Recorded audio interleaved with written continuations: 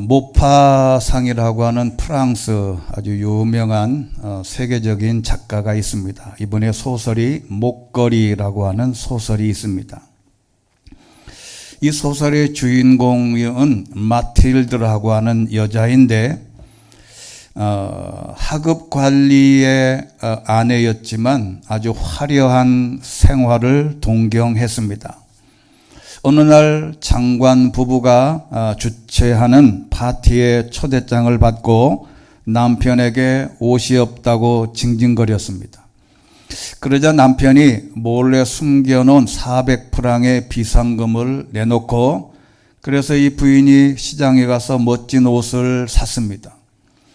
그런데 멋진 옷을 사서 입었긴 했는데 보니까 보석이 없는 거예요. 그래서 어떻게 할까 고민하다가 그 보석 살 돈은 없어서 아주 남편의 친구인 돈 많은 플레스체 부인에게 가서 목걸이를 빌렸습니다. 그래서 파티에 가서 멋진 옷을 입고 누구보다도 아름답게 귀거 목걸이를 하고 집으로 돌아와 보니 목걸이가 없어진 것입니다. 남편과 아내가 두 사람은 파리 시내를 온통 헤매면서 가까스로 빌린 목걸이와 비슷한 목걸이를 찾아냈어요. 그래서 남편은 아버지가 남긴 유산 18,000프랑과 가지고 있던 물건을 담보로 해서 36,000프랑짜리 목걸이를 사서 원래 주인에게 돌려줬습니다. 그 엄청난 빚을 갚기 위해서 두 사람은 작은 새방으로 옮기고 닥치는 대로 일을 합니다. 이 빚을 갚는데 장장 10년의 세월이 걸렸습니다. 한순간의 사치와 욕망 때문에 자신의 일생의 시간을 너무 많이 소비한 것이죠. 아마 사람들은 이런 욕심 때문에 인생을 망치는 경우가 참 많습니다. 이제 늙어버린 그녀가 어느 날 쌍젤리제에 가서 목걸이를 빌렸던 플레스체 부인을 만났을 때 그가 기가 막힌 소리를 합니다. 자기가 빌렸던 그 목걸이가 사실은 500프랑짜리 모조품이었다는 겁니다. 소설이지만 정말 현실보다 더 사실 같습니다. 어쩌면 우리가 지금 투자하고 있는 모든 것들이 모조품인지 모릅니다.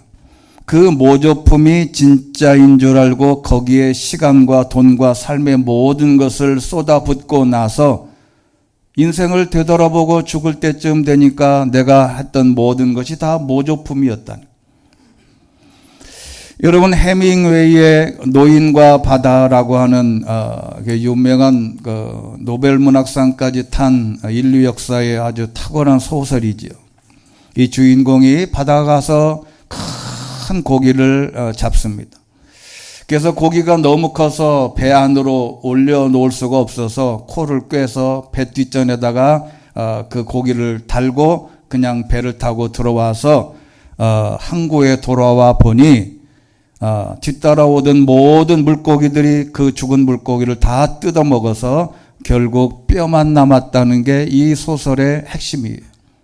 이 이야기는 뭐냐면 결국 해밍웨이가 노인과 바다에서 말하고 싶은 것은 당신들이 열심히 일생을 통해서 최선을 다해서 다 투자한 모든 것들 인생 끝나고 보니 다 부질없더라. 그래서 아마 해밍웨이는 스스로 절망해서 권총으로 자신의 머리를 쏜지도 모르겠습니다. 그래서 성경에는 이 땅의 많은 사람들에게 이런 말도 합니다. 누가복음 12장 20절에 보면 이 어리석은 사람들아 오늘 밤 내 영혼을 내게서 찾을 것이다. 그러면 내가 너를 위해 장만한 것들을 다 갖게 되겠냐. 문제는 목걸이가 진짜였어도 마찬가지입니다. 진짜의 목걸이가 가짜라고 해서 속상해할 필요가 없어요. 진짜라고 해도 문제입니다. 순간의 자랑과 교만, 욕심 때문에 인생이 무너진 것은 회복할 수가 없습니다. 처음부터 목걸이를 빌리지도 관심을 갖지 말아야 하는 것이죠. 이게 진짜가 가짜냐 하는 게 아니고 문제가 아닙니다. 모조품에 투자하면 결국 뼈만 남고 진짜 투자해도 그럴 가능성도 있습니다. 내가 가지고 있는 모든 것들이 진짜라고 믿는 순간이 모조품 탄생의 시작입니다. 이런 소설 내용을 조금은 심하게 언급한 성경이 있는데 야고보서 1장 15절 말씀이에요. 이게 성경에 있는 말씀 중에 그리고 인류 역사에서 모든 사람에게 적용되는 기가 막힌 말씀입니다. 한번 같이 읽겠습니다. 시작. 욕심이 잉태해 죄를 낳고 죄가 자라 사망을 낳습니다. 아멘. 여기 자라 또는 장성이라고 하는 말은 완전하게 성취하다라는 뜻입니다. 완전히 결말을 짓다. 죄를 지으면 결말은 딱 하나입니다. 사망입니다. 예외가 없습니다. 욕망으로 출발하는 기차는 반드시 사망이라고 하는 종착역에 도착합니다. 누구도 예외가 없습니다. 죄는 그냥 있는 것이 아니고 점점 더 자랍니다. 욕심도 자랍니다. 내 마음에 있는 모든 화나 모든 것이 점점 더 자라서요. 그래서 결국에는 사망이고 죽음이 옵니다. 그러면 이 죽음이라는 단어가 어떻게 이 땅에 들어왔을까? 죽음이라는 단어는요, 성경에 처음 등장하는 곳이 창세기입니다. 그 전에는 인간은 죽지 않도록 창조했습니다. 영원히 하나님과 같이 살도록 만들었는데 그 죽음이 온 것은 하나님의 법을 어겼기 때문에 그랬습니다. 창세기 2장 17절 말씀 같이 한번 읽겠습니다. 시작. 그러나 선과 악을 알게 하는 나무의 열매는 먹지 마라. 그것을 먹는 날에는 내가 반드시 죽을 것이다. 아멘. 하나님이 다 모든 것을 다 만들어 놓고 영원히 하나님과 행복하게 에덴 동산에서 잘 살기를 바랬는데 선악을 알게 하는 나무를 먹으면 너는 죽는다 그래요. 여러분, 선과 악을 알게 하는 나무의 열매를 먹고 죽게 된 것인데 인간의 비극은 바로 이 욕심 때문에 시작된 거예요. 여러분, 다른 것은 동산 안에 있는 모든 나무의 과일은 다 먹거라 그랬는데 마지막 가운데 있는 선악을 알게 하는 나무는 먹지 말라고 하니 여기에 대한 욕심을 출발로 죽음을 가져오게 된 것입니다. 그러면 여러분, 선과 악을 알게 하는 나무의 열매를 먹었다고 선과 악을 구분할 수 있는 거냐? 절대 그렇지 않습니다. 여러분, 저를 포함해서 여기 앉아 계신 모든 부분들이 나는 선과 악을 정확하게 구분할 수 있다. 아니에요. 모릅니다. 여러분, 인간은요, 얼마나 사악한지 자기에게 선하면 선한 거고 자기에게 악하면 다 악한 거예요. 상대방이 아무리 선해도 나에게 선하지 않으면 다 악한 겁니다. 이 구분을 제대로 하는 사람이 그렇게 많지를 않아요. 거의 없습니다. 아니, 성경의 말씀을 따르면 하나도 없어요. 욕망은 개인의 욕망에서 국가의 욕망으로 한 사람의 거대한 욕망으로 인해서 상처를 받는데 자신만 죽는 것이 아니고 다른 사람을 죽이기 시작합니다. 나 혼자 욕심 부리고 나 혼자 끝나면 되는데 내 욕심을 채우기 위해서 사람을 죽여요.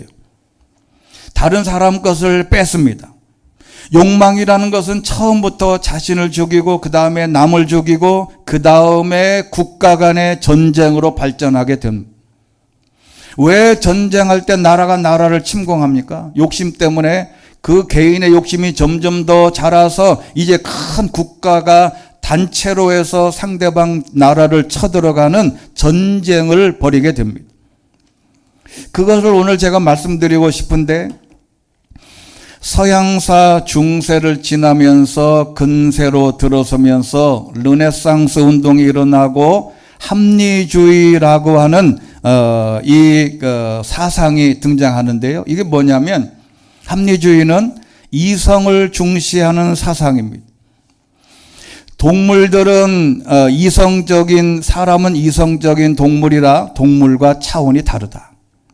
동물은 이성이 없지만 사람은 생각하는 이성이 있어서 차원이 높다고 생각을 한 거예요. 그런데 여러분 이것도 성경적으로 보면 아주 잘못된 겁니다. 아무리 사람의 이성이 중요하고 있어도 죄로 망가진 이성은 다 필요가 없는 겁니다. 그 다음에 계몽주의라는 게 있어요. 이것은 뭐냐면 이성의 힘으로 인류가 다 뭐든지 진보할 수 있고 모든 질서를 다 잘못된 것을 타파해서 사회를 개혁할 수 있었다라고 생각하는 게 계몽주의입니다. 이 말은 사람의 합리주의와 계몽주의는 이성의 힘을 믿고 무한하게 진보해서 더 나은 세계를 갈 수 있다는 사상, 이게 낙관론인데요. 이게 큰 문제를 발생합니다. 그래서 여러분 사람들이 과학과 기술이 발전하고 산업혁명 이후에 물질 문명이 발전해 가면서 이제 사람들은 하나님 없이도 사람들끼리 유토피아 이상사회를 건설할 수 있다라고 확신을 합니다. 그래서 합리주의와 계몽주의의 사상가들이 이제는 하나님 없이도 우리는 이상사회를, 이 나라를 민주주의로 행복한 나라로 전 세계를 아주 이상적으로 만들 수 있다고 착각한 거죠. 여러분 이걸 하나님 없이 가능하다고 생각하는 것은 잘못된 겁니다. 여러분 그래서 이 모든 합리주의와 계몽주의, 유토피아 같은 이상사회를 꿈꿀 수 없게 되는데 이게 왜 그러냐면 전쟁 때문에 그렇습니다.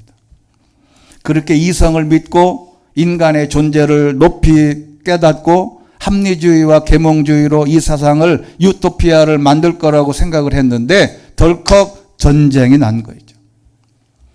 여러분 이 전쟁은 인류 역사의 가장 큰 악 중의 악입니다. 여러분 세상에요 모든 곳이 다 전쟁입니다. 오늘 이 시간 여러분이 집 밖을 나가면 다 전쟁이에요.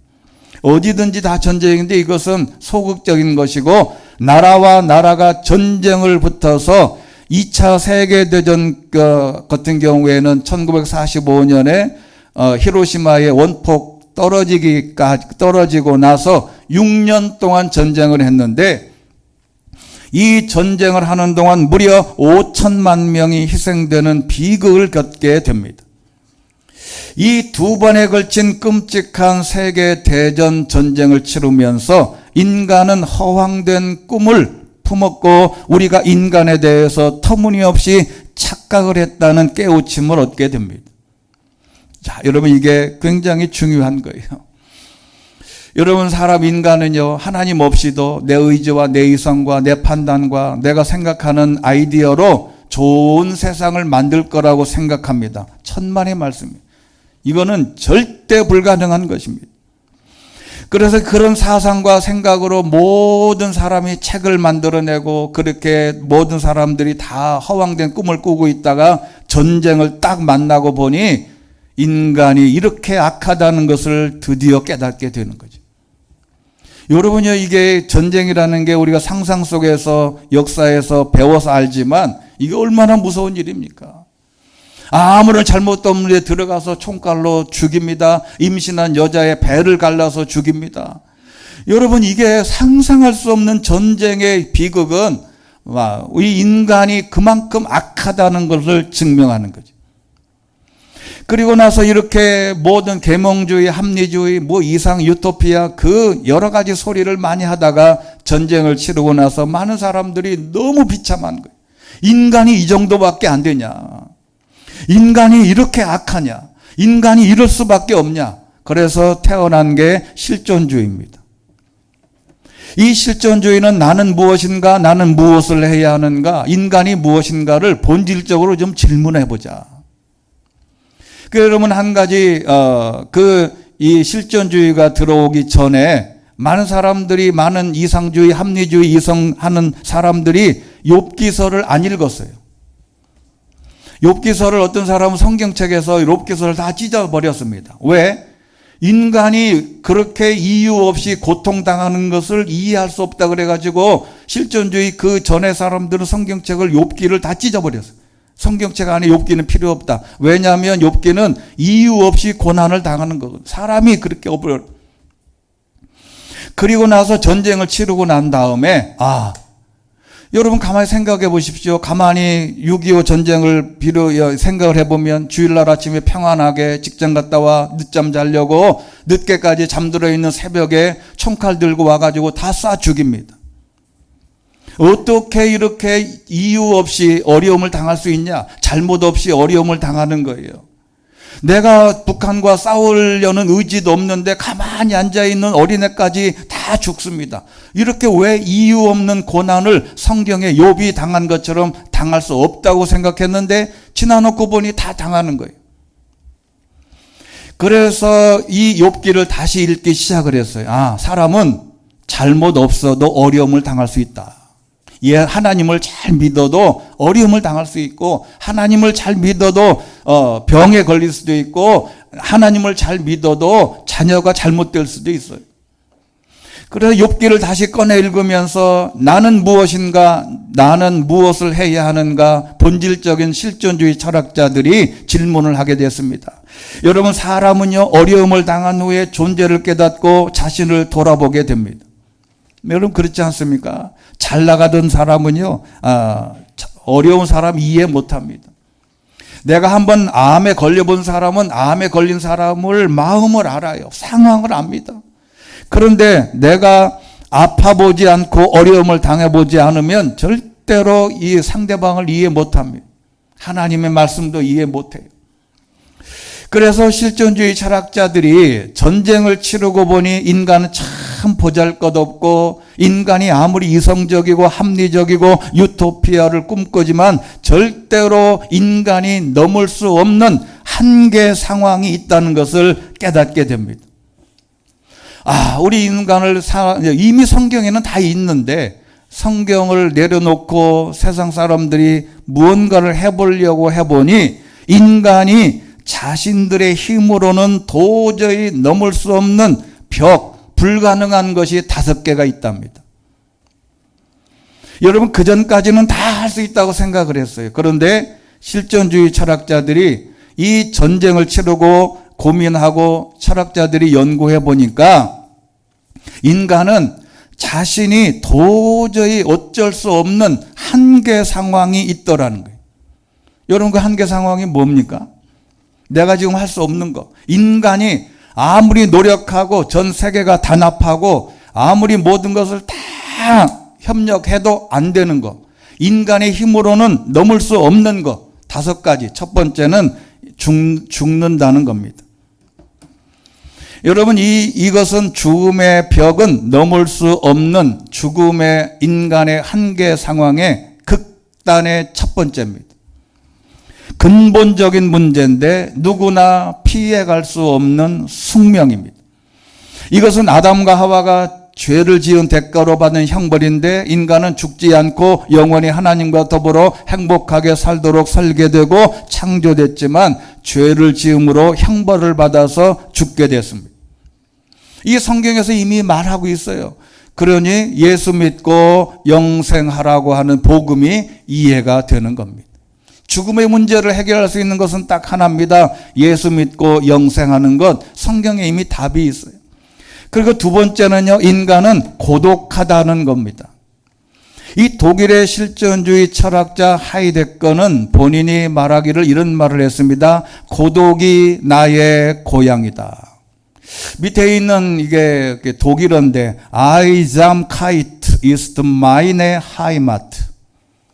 여기 Einsamkeit라고 하는 말은 독일어로 외로움이라는 뜻이에요. 하이마트는 고향이라는 뜻인데 동네에 있는 전자제품 파는데 하이마트 있죠. 이거 하이마트가 그걸 따서 졌는지는 잘 모르겠어요. 하이마트는 고향이에요. 여러분 사람은 고독하고 외로워서 결혼했는데 여전히 고독해. 상당교회에 있었던 정삼수 목사님이 이런 말씀을 하셨어요. 본인이 심장이 안 좋아. 그래가지고 어느 날 밤 2시쯤 깼는데 심장이 막 콕콕 바늘을 찌르는 것처럼 너무 아프고 땀이 삐질삐질 나고 힘들고 어려운데 눈을 떠보니 부인 사모님은 코 골며 자더래. 그때 고독을 느꼈답니다.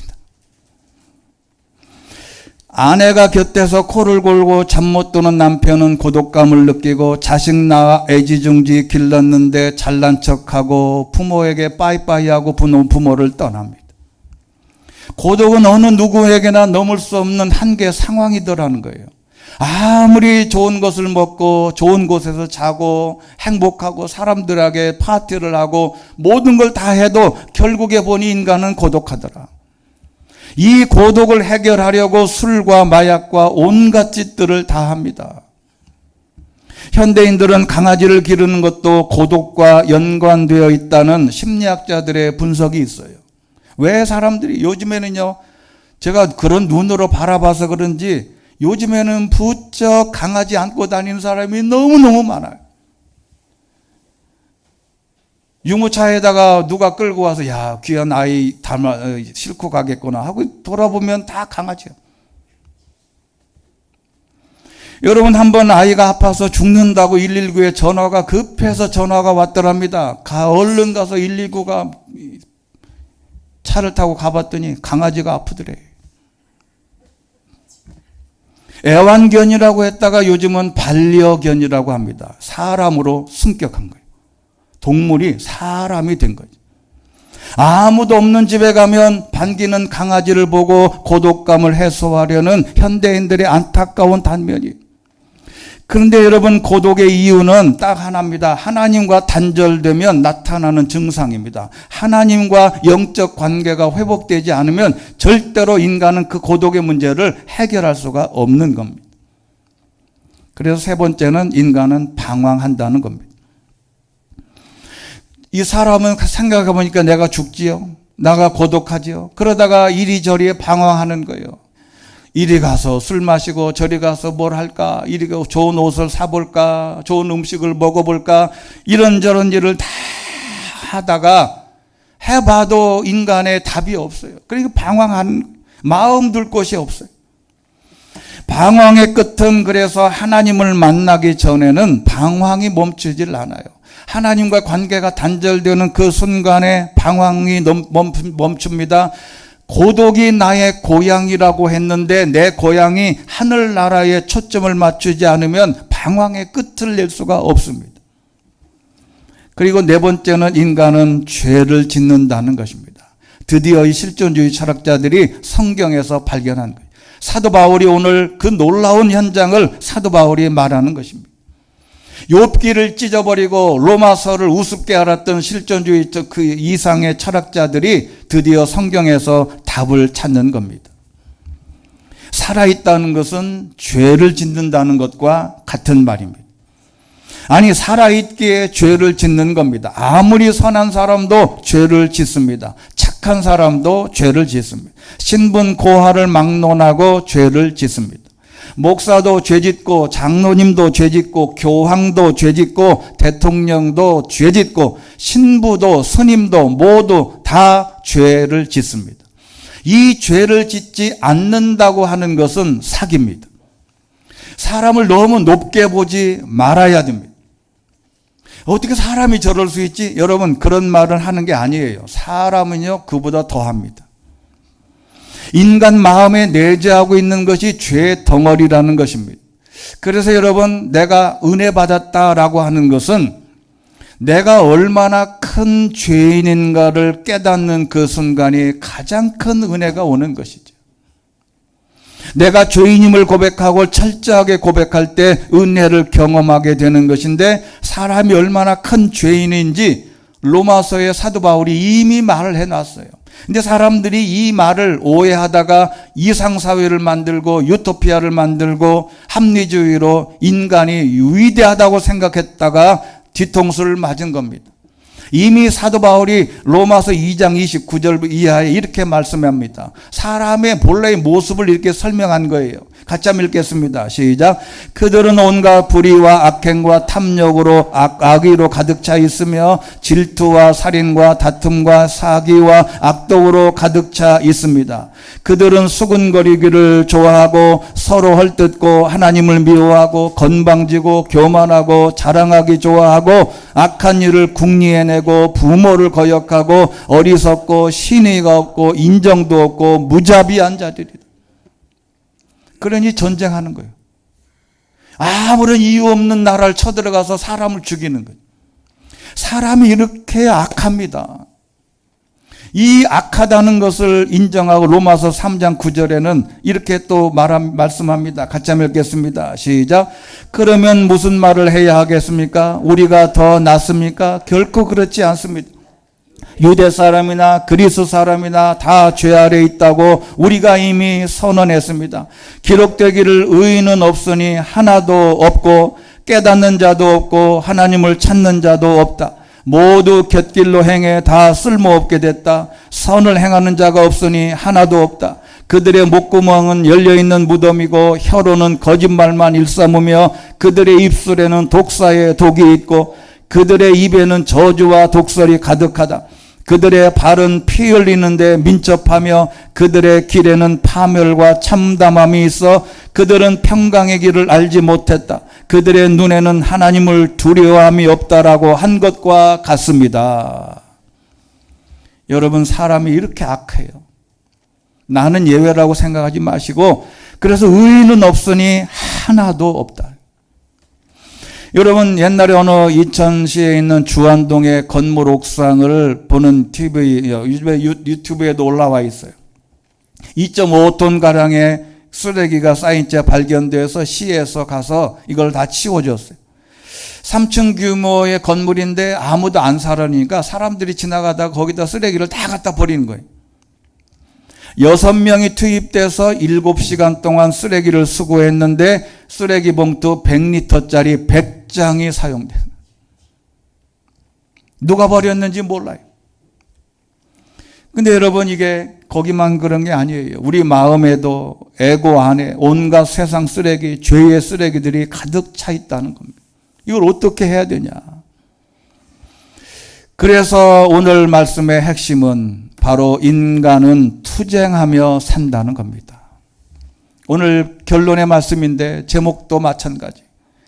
여러분, 이게 무슨 얘기냐면 선과 악이 싸우는 존재입니다. 내 마음속에 선과 악이 끊임없이 내 안에서 싸워요. 오늘 주일인데 교회를 갈까 말까? 이미 싸움이 시작됐으면 그분은 조심해야 돼요. 주일날 아침에 딱 일어나서 내 마음에 오늘 몸도 시원찮고 몸도 그렇고 뭐 할 일도 있는데 교회를 갈까 말까 이미 전쟁이 시작되면 조심하라는 거예요. 그냥 주일날은 그냥 자연스럽게 선과 악이 내 마음 안에서 싸움을 붙이면 안 돼요. 여러분, 이 붙이는 게 얼마나 위험한 줄 아세요? 내 마음 안에서 그걸 싸움을 붙이는 순간에 악이 이길 가능성이 농후합니다. 그런데 오늘 여러분이 주예전에 나온 것은 여러분은 다 선이 이긴 거예요, 오늘 아침에. 그러나 장담하지 말라는 거예요. 내 마음에 항상 치열한 전투가 내 마음 안에서 벌어져. 지하철을 탔는데 어떤 사람이 국어를 하는 하모니카 부는 할아버지가 내 앞에 지나가는데 내 주머니에 요즘에는 카드밖에 없어서 현금이 뭐냐 없어요. 옛날에는 많이 있는데 그런 분들이 지금 많이 없더라고요. 왜냐하면 카드만 갖고 다니고. 그래서 제가 언젠가 그렇게 말하고 싶어요. 국어라는 사람한테 카드 결제기도 갖고 다녔으면 좋겠다고. 근데 여러분, 내 마음에 내가 주머니에 돈이 있는데 이걸 줄까 말까, 내 마음에서 전쟁이 붙으면요, 에이, 오늘 그냥 두지. 여러분, 내 마음 안에 전쟁을 붙이면 안 돼요.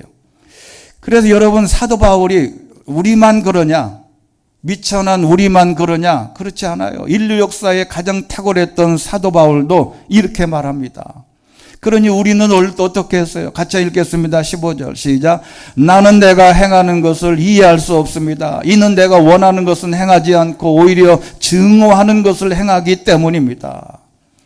이 사도 바울이 하나님의 말씀을 전하고 1차, 2차, 3차 복음을 전하고 40에 하나 가만매를 3번이나 맞고 죽음의 고비를 넘고 감옥에 들어가고 하나님의 말씀대로 순종하려고 순교의 각오까지 했는데도 사도 바울은 내가 원하는 것은 않고 증오하는 것만 하더라.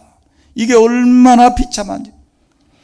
17절 말씀에 그러나 지금 그것을 행하는 사람은 내가 아니라 살펴보니 내 안에 거하는 죄더라. 여러분 중고등학교 때 사회 시간인가 뭐 이런 시간에 그런 걸 배우지요. 우리 사람은 성선설이냐 성악설이냐. 여러분 어떻게 생각하세요? 성선설은 맹자라는 분이 했는데 인간은 본성은 본래 선하다. 여러분 성악설은 알지요? 이름은 순자인데 성악설을 주장해. 인간은 본래 악하다. 근데 여러분 두 개가 절반씩밖에 안 맞아요. 이거 다 틀린 말입니다. 처음에는 사람은 성선설이었어요. 하나님이 선하게 만들었어요. 그런데 죄를 짓고 난 다음에 지금은 사람이 태어날 때 악하게 태어납니다.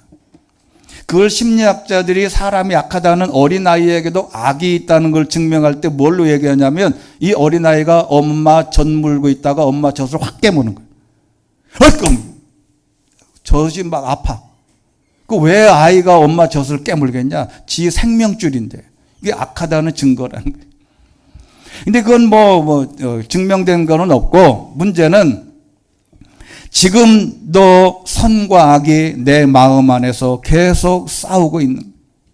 이 죄라는 게 뭐냐?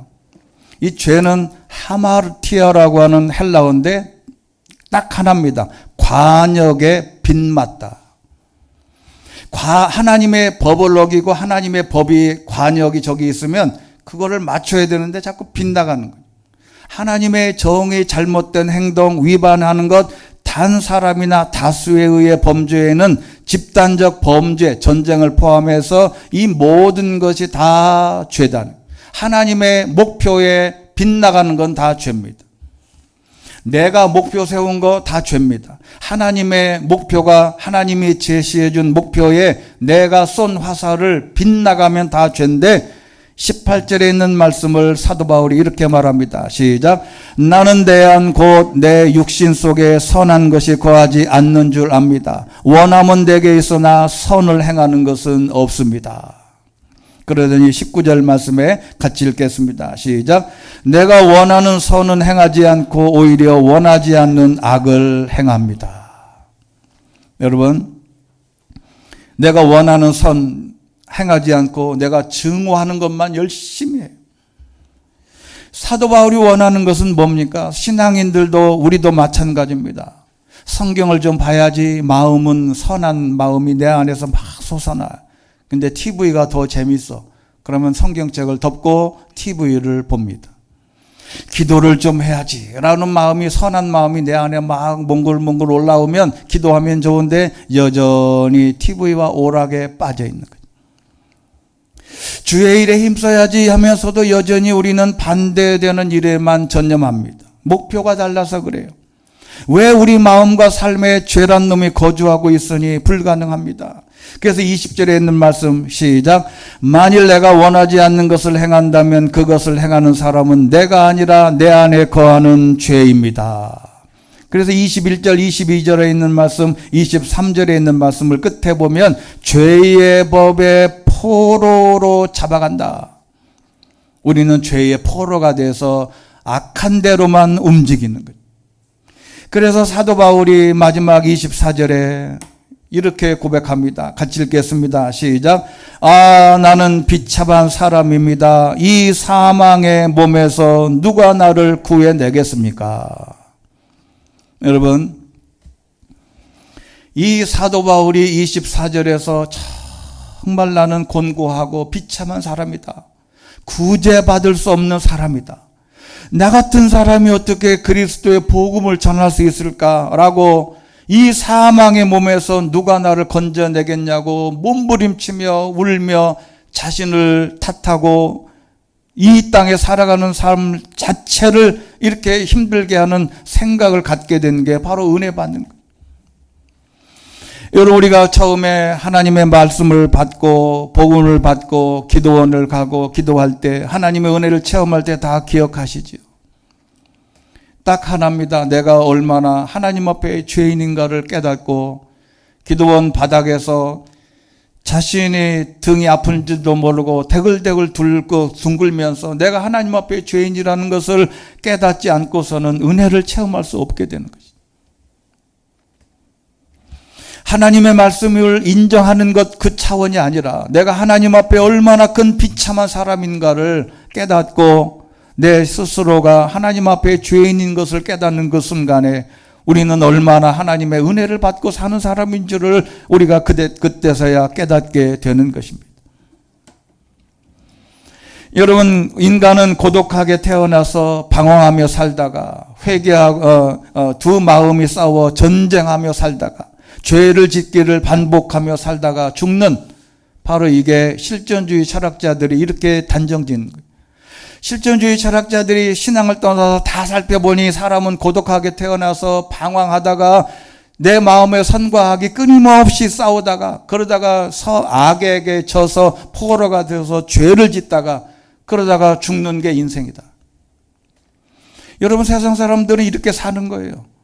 태어나서 고독하게 태어나서 방황하며 살고 술 마시고 강아지 키우고 마약하고 이렇게 온갖 짓을 다 하다가 선과 악이 끊임없이 싸우는데 선이 이기게 하지 않고 악에게 져서 매일같이 자기 길로 가다가 그렇게 허무하게 죽는 게 다른 사람의 인생이라니까요.